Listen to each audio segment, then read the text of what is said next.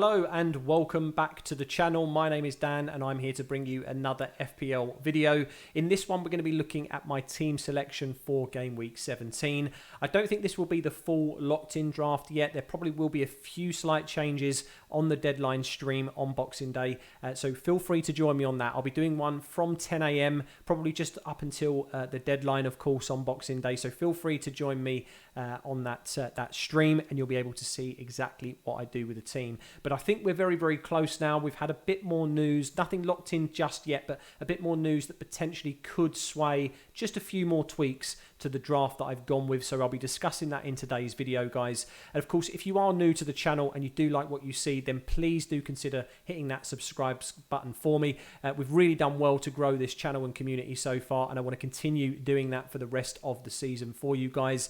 Of course, if you enjoy the content specifically as well, you can always smash that like button as well. So let's have a look first of all at what I want to be talking about, and the first credit needs to be going to Mr. Ben Krellin. I'll keep the link of his Twitter page in the description of this video and this document that I'm sharing as well here. There's a direct link that you can add to your favorites. It's a Google sheet that I think gets updated by Ben as and when we get more and more news through the season, and it's just pretty much an absolute masterclass of being able to navigate through what essentially is the full footballing season, right? In England, we've got so many different cup competitions, both domestic and international, and I just think it's a very, very good snapshot really into all the teams and what their fixtures look like, and essentially gives us an idea on how and where or who we should be planning for realistically. And the news really that's come out most recently is for two teams in Brighton and Arsenal respectively. So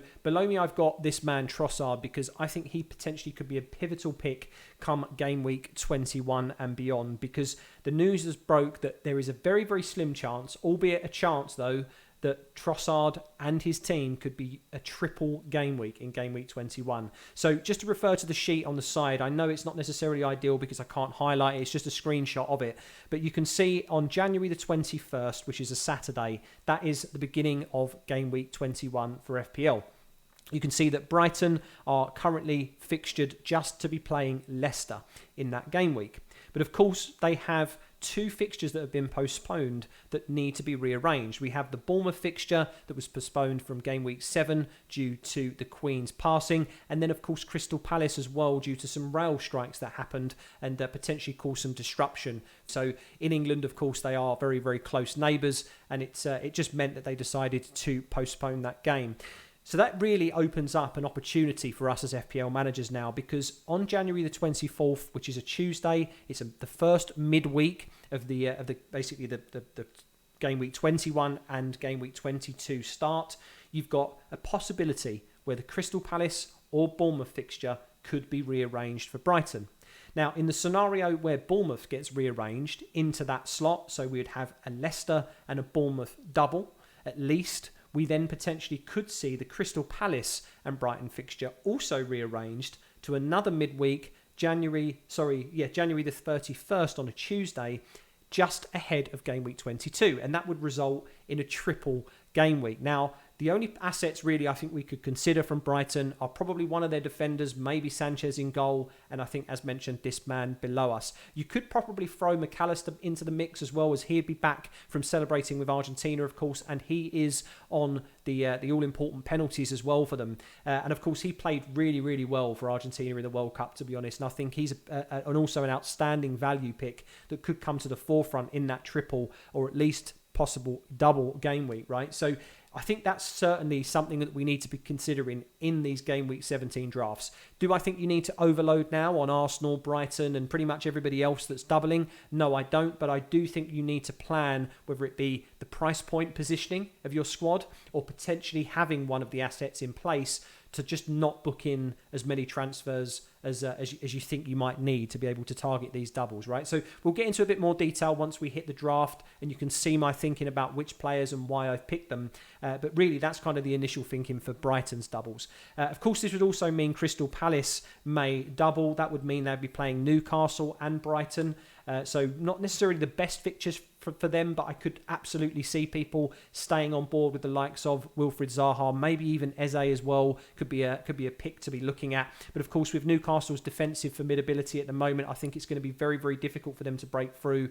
But again, who knows? We haven't got enough data in recent weeks because of the World Cup to be able to see who's in form and who isn't. So we can make those decisions just ahead of 21, which is why, again, I'd recommend not necessarily loading too much on these individuals, but you need to be thinking about them. Of course, the second team as well or the third team, sorry, to mention here is Arsenal. So these are the individuals that I've mentioned in previous videos to maybe be avoiding totally. There's a lot of content creators and a lot of people in the community that have gone for double ups in Martinelli and Saka. You've got at least one of Ben White, Gabriel, or potentially even Saliba in many drafts. And I'm potentially going to go with 0 Arsenal assets, at least until game week 21. As I've already mentioned in previous videos, I felt that the Everton fixture really and the West Ham fixture were probably the best 2 fixtures across the next 5 for them. I really feel like they may potentially struggle at Brighton, Newcastle and Tottenham respectively in between those 2 fixtures. But of course, when a team doubles, I just think we have to, as FPL managers, take them seriously and make sure that we cover their assets one way or another. So Martinelli, Saka, maybe Ben White again or Gabriel, and any of those selections could definitely come into play from game week 21 onwards. So we also need to think about how to plan for those. So that's kind of where we're at with the double game weeks, guys. There's nothing been confirmed yet, as mentioned. Ben has tweeted out that he believes that we would get news ahead of the deadline in game week 17. So ahead of Boxing Day, potentially we get some rescheduled confirmations here, and I'll be able to talk you through those on the live stream. But really, like I say, over these next few days, of course it's Christmas, people want to relax, you want to chill out with your families. I just felt like, right, let's get this video out today, get it into your mindset now, think about creating some drafts and putting them into place today, and then we can just basically turn it off until Monday morning, right? And then just think about what we're going to do for our draft. So let's have a look at how I got on in game week 16. It's a long time ago now, guys, but of course, as it's a team selection video, I do always cover how I did, good or bad, in the previous game week. So as long as it is as far away as it has been, since this game week was played, I did still feel like I needed to review it, really. Only sure, I'm not going to spend too much time on it. Of course, that's not anything to do with the fact that I had an absolute abysmal week of 35 points. It's just because I want to get to the draft stage, really, and show you guys what my plans are. But ultimately, yeah, it was pretty much the worst game week of my season so far. I had about a 400k red arrow. I'm down now to the 15% mark of 1.5 million in the game. It's not really ideal, but, game week 17 the World Cup break, couldn't have really come at a perfect time, or more perfect time, should I say, because it's given me this reset opportunity to just, digest it, accept that I made quite a few mistakes in the first half of the season, but it's quite easily, sort of fixable, let's say. Do I think I'm going to make 100k? It's going to be really difficult at this point, I think. But I don't think it's going to be impossible, let's say. I've just got to make some very, very good decisions over these next, probably I'd say 10 game weeks, and I'll be able to tell you whether I think I'm going to get there or not. But really, there's only 2 standout players for me that in this game week, and that was Trippier and Darwin. Trippier with pretty much the hardest fixture on paper across my starting 11, and goes and smashes it again with a clean sheet and a bonus point. The man's just an absolute beast. And pretty much a non-negotiable, in my opinion, from game week 17 onwards. Pretty much, I'd say, for the whole rest of the season now. And then, of course, we have Darwin Núñez, absolute XG machine. He misses so many chances, like we saw in the EFL Cup last night as well, but managed to score 13 points for me. So if I had that armband on him, potentially I would have been able to survive that red arrow, but it wasn't to be. I went with the good old, Haaland, easy, boring pick, to be honest, but getting a yellow card, not providing any attacking threat at all against Brentford, it just meant he scored me a woeful 2 points. So, it is what it is, guys. We had a bad week, but like I say, I think that game week 17 came at the perfect time, realistically, for me. So, we move on. So let's get into the draft now. We're going to be looking, first of all, at the defence. Now, of course, if you've been tuning into the videos I've put out this week, this is pretty much going to remain unchanged for me, I think. I've got a couple of talking points about the defenders overall, but we'll start with a keeper in Kepa for Chelsea. I think really at 4.5 million, there is still a question mark over his fitness potentially, which is, again, a change that I could make on the deadline. But to be honest with you, if I get any news or any kind of sniff that he's definitely starting, then I think he's a no-brainer for me. It targets the double in 19. He rotates really well with Danny Ward, who would be my backup keeper. And just for essentially 8.6 million, I've got two very, very good goalkeepers. And I think Chelsea will improve in this second half of the season, to be honest, which is why I'm going to be backing Kepa in this squad. I've then gone with Reece James. Again, potentially someone that, he's yellow flagged currently. Is he going to be a rotation risk? Yes. But I think the upside for owning him, as long as he can stay fit between now and the end of the season, he's just somebody that I really, really like owning from an FPL point of view. He has frustrated me in previous seasons and this season already, but I just feel like when he's in my squad, I feel a lot happier. I feel much more comfortable when a Chelsea game's being played. I just think he is their attacking output, to be honest. He is he's pulling all the strings on that right-hand side. And I think Potter's going to sooner or later realise that. And he cannot make the mistake of playing him at centre-back, bar obviously injuries in his squad. So I think he's, again, somebody that's pretty much a lock for me, unless we get news that he's not necessarily starting. Then, of course, we have Trippier. I don't think we need to discuss anymore that I think he's an absolute must-own at this point. Pretty much, I think, like I mentioned, to the end of the season. And then we have João Cancelo, who I think for many people, not me personally, I would say he's pretty much a lock at this point for me. I know some people are thinking about potentially taking some value out of Cancelo and moving the money around a little bit. The way that I'm making, the way that I've got my draft structured at the moment, I potentially can see why some people may go for the freemium draft in KDB, Salah and Haaland. I think that's a really, really great squad. I think personally my view is a two-mium is enough.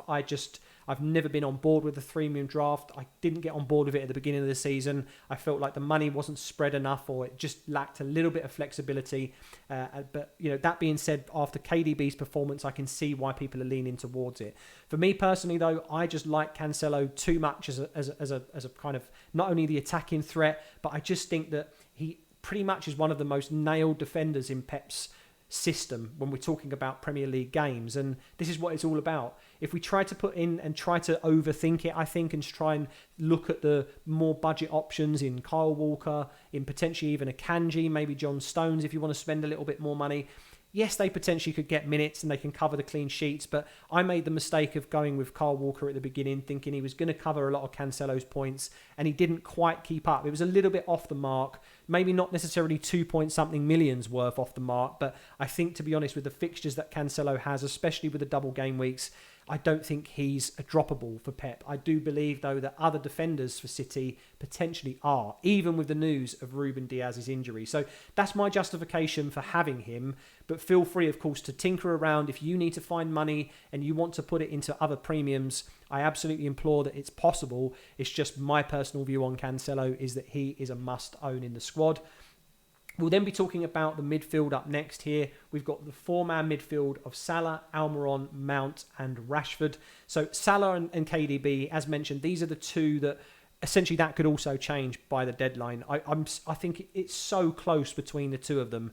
I just really like the Villa fixture to begin with for Salah. I could easily move to De Bruyne to target the double if I really want to, if I feel like, Liverpool haven't kicked on enough still over these next few weeks. I think, they scored 2 goals against City in the Cup, pretty much kind of nearly full strength versus full strength squad, I would argue. But, I think he's got the capability of showing, where his mind and where his footballing prowess as sort of, has come from, really. He didn't have any World Cup involvement. I think he's going to be fresh. Although, again, KDB looked very fresh, even though he did participate in the World Cup. I think this is honestly just going to be a coin flip. It is so close between the two of them. I honestly can see why people are looking at putting both of them in the squad, but I've just lent a little bit towards Mo Salah in this case. I've then gone with Almiron. I think, again, he's somebody that other content creators and people in the community are maybe thinking he's going to fall off a little bit. I just personally, I can't find a route into the Newcastle attack other than him. He is a much more budget option in comparison to Callum Wilson. Yes, he doesn't have the penalty situation, but I just think he offers enough value and enough attacking threat where I'm going to be trusting him to do just as well as he did over the past few weeks before the World Cup break. Mason Mount's one of the interesting kind of, not necessarily controversial picks, but somebody that, again, is not necessarily locked in for the actual final draft. My reasoning is twofold for him, pretty much. We've already had the talk in the beginning of the video about the possible double game week or triple game week of Brighton, and of course the double game week potential for Palace or Arsenal and other individuals like that.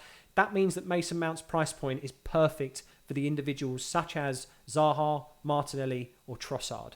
And I'm thinking that ultimately, that although I'm booking in a transfer, it means I'm getting a double game week where some people may not be getting one. So if you don't go for Mason Mount at the beginning, and of course we know he's doubling, or Chelsea are doubling in 19, that is an absolute guarantee. He's somebody that I could maybe have as a captaincy differential in that 2 weeks. It depends on how things go with him. Maybe I end up moving for Mitrovic, as you'll see he's not in this draft, but potentially I move for him. Mason Mount could easily become that differential for me, just helping me boost up the ranks for those first few weeks, and then I'm more than happy to just bin him off and go straight into Leandro Trossard, someone like Martinelli, or potentially even Zaha, depending on their performance over the next few weeks. I think we need to evaluate the information that gets put in front of us over these next few weeks, and I just like his price point. And as mentioned, the double game week is that second reason. We as FPL managers, if you're new to the game, if you're old school like me as well, you'll know how much influence that they can have on your points in the week. And if I can't sit here in any other way and say that I put out the team that I think is going to score me the most points each week. That is the way that I'd like to play FPL. As mentioned, I've got an option of a differential captain there as well, which I do like the kind of thinking of. I don't think Haaland will be a captaincy option on that week as they do play Chelsea. So I just think it adds up for all the right reasons to be including him. But as I mentioned, there's just a few question marks over his capability and what he's done. I'm trying not to be blinded too much by the double game week, which is why this news, of course, of the possible Trossard or Martinelli or Zaha route has really swayed me towards, and maybe I'm more 80% towards keeping him as opposed to, let's say, a 50-50 with him. Finally, then in the starting midfield, we have Marcus Rashford. I don't think really we need to spend too much time on him. We know the performances he was putting in for England in the World Cup were really, really strong. He had a really good out showing against Burnley as well. It was a really fantastic solo goal that he scored against them. Of course, some people may say, well, that's Burnley, Dan. You know, they are top of the championship. They're being managed by Vincent Kompany very, very well. They actually played the game very well as well. I don't think there was a couple of chances. Maybe the game could have ended possibly 2-1. But they were absolutely no weak opponents. So I think Rashford being able to do that really just showcases how far he's come, not only mentally, but also physically over these past, let's say 12 months, really, once it started to fall out of favour a little bit. I think he's back to his old self. And then finally, we can talk about the front three in the squad, which is currently Martial, Haaland and Darwin. Now, there's an important thing to note about this draft as well, is that below me you'll see there is a 0.1 million threshold or a little bit of flexibility here. Now, I may be walking a bit of a tightrope, but the reason for the Anthony Martial pick is that I can very, very easily move to Mitrovic in that one move from Martial to him if I think he's not going to get suspended in game week 19. Now, some people may say, why don't you just start with Mitrovic and just ride it out, essentially? But I just like the look of United's fixtures so much that I'm going to trust that Martial can at least do the business in the first two fixtures. Now, it would mean potentially taking Martial out ahead of a Bournemouth fixture at Old Trafford, which is a very, very good fixture. But I'd be happy to do that if I know that Mitrovic is still going to be going into that game week with 4 yellow cards, but there is every potential he could also be a captaincy choice for me there. So I like this. I like the kind of, we're taking, again, a little bit of a differential route into potentially gaining some rank over the next few weeks, because if Mitrovic does get suspended ahead of game week 19, I'm ahead of the curve slightly, because he serves his suspension ahead of the double game week. Let's say he gets booked in this next game, he loses out on game week 18, comes back for game week 19, fresh, and I think then I would definitely be looking at captaining him. And I think that's the perfect situation. And I feel like FPL has thrown so many curveballs this season. I don't want to feel like I'm being blindsided by it, but I do think we need to take it seriously. 4 yellow cards, yes, we know that players get briefed on this. They know that they shouldn't be lashing out or doing things, but you sometimes can't help it. And we know that Mitrovic's temperament sometimes, he can get into the heat of the moment. We can absolutely see a yellow card in the next few weeks. So that's my reasoning for going for Martial, to be honest. I think he could potentially do well over the next few weeks, and I'm more than happy to use or bank a transfer on him to Mitrovic. So let me know your thoughts below. Maybe you just think that that's a waste of a transfer. I shouldn't be planning that way. I should just go with the crowd and go for Mitrovic. But like I say, I want to be able to try and gain rank or make some slight differential moves. And both him and Mason Mount as a combination, I think, help me towards that. So let me know in the comments below what you think, guys. Anyway, Erling Haaland, I don't think really needs, again, justification. I think he's an absolute must-own. And then, of course, Darwin Núñez. Yes, he's, as mentioned, an absolute XG monster. So he may not give us the output that we want. And he's also a pick that I'm kind of on the fence with, where, you know, he's tied up sort of £9 million of this budget. He could easily become Mitrovic himself, freeing up a little bit more money, where potentially KDB does come into the mix so formidably that I want to keep Mo Salah, and then I want to go for one of my midfielders up to KDB.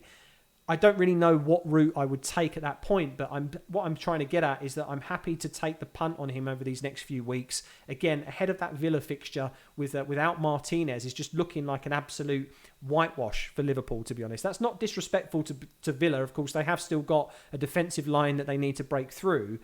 But I just feel like when you've got a second choice keeper, you should be targeting that fixture. It's just a bit of a no-brainer for me. So I'm hoping that this double up will pay off. But if it doesn't, again, I'm okay in taking the L with it. And I think that's what people need to maybe start thinking about, is just relax yourself and think about how it's not necessarily the pick itself that needs to ride out for 6 weeks, 7 weeks, 8 weeks. You just, as long as you've kind of prepared yourself to be able to sell them if it hasn't worked out, it's okay. It's okay to play the game that way. And I think that that's why those 3 picks in Darwin, Martial and Mount have kind of fit into this draft for me personally. But again, let me know your thoughts below. I'm really interested to know where people's heads at after all these kind of, you know, possible announcements coming and fresh news. Let me know what your thoughts are on how you're going to try and navigate this.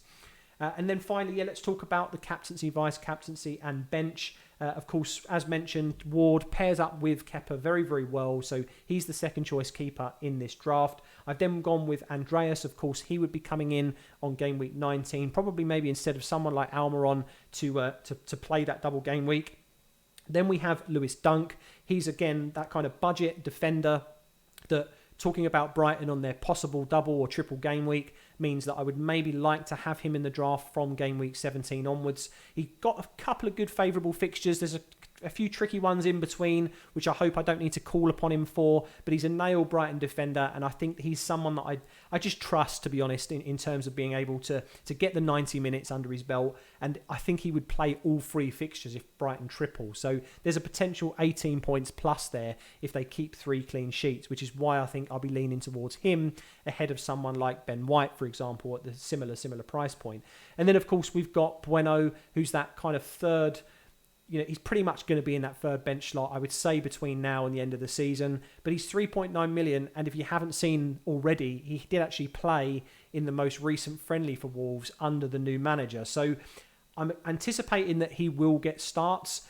And what's fantastic about it is later on down the line, when we're looking at potentially bench boosting and then wildcarding out of that bench boost or vice versa, we can definitely target fixtures once even more double game weeks come around. I think Wolves, they're in a tight spot in the Premier League. They're going to need to do something defensively, and there's every opportunity that this man might be able to do something. So I don't see the justification of going for a Patterson or Nico Williams personally when you've got someone there that's sat at 3.9 million that's potentially a playing defender. I just think you go with him. I don't think there's any reason to not. The chances that you're going to be calling on Nico Williams or Patterson anyway are going to be slim, so why not just save yourself that extra 0.1 or 0.2 million and just go for Bueno instead. So that is where the draft has ended for now, guys.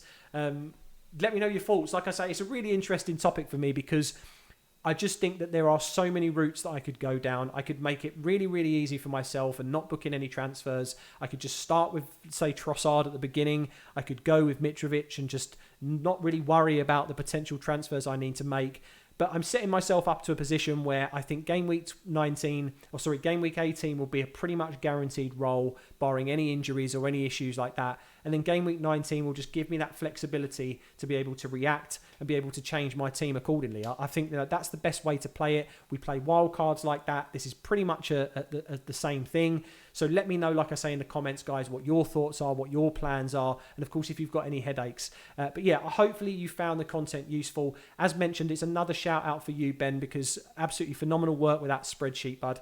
Of course, I'll leave the link in the description below for you to have a look at that yourselves, guys. And of course, I'll put his Twitter link as well for you to check him out if you're not already following him. Of course, as mentioned, if you're new to the channel and you like what you see today, then please do consider subscribing to me. Of course, on Boxing Day, I'll also have that live stream lined up where you can see the final locked-in draft for Game Week 17. So I'll look forward to seeing you then. But until then, if you celebrate it, guys, have an absolutely fantastic Christmas with your families over the weekend.